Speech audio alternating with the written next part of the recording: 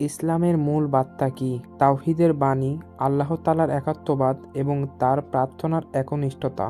হযরত মুহাম্মদ সাল্লাল্লাহু আলাইহি ওয়াসাল্লাম আমাদের উপর দায়িত্ব দিয়ে গেছেন। তিনি বলেছেন, তোমরা আমার পক্ষ থেকে এক আয়াত হলেও পৌঁছে দাও। এই হাদিসের মাধ্যমে প্রিয় নবী সাল্লাল্লাহু আলাইহি ওয়াসাল্লাম আমাদের শিখিয়েছেন যে তাওহীদের বার্তা শুধু নিজেদের মধ্যে সীমাবদ্ধ রাখলে চলবে না, এটি আমাদের পরিবার, বন্ধু এবং সমাজের কাছে পৌঁছে দেওয়া আমাদেরই দায়িত্ব।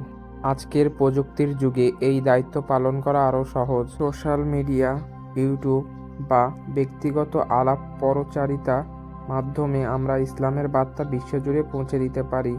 আসুন আমরা সবাই এই মহান কাজের অংশীদার হই, আল্লাহ তাআলার একাত্মবার্তা পৌঁছে দেই এবং উম্মতের মাঝে ঐক্য গড়ে তুলি। তাওহীদের বাণী পৌঁছে দিন, এটি আমাদের ঈমানের অঙ্গ।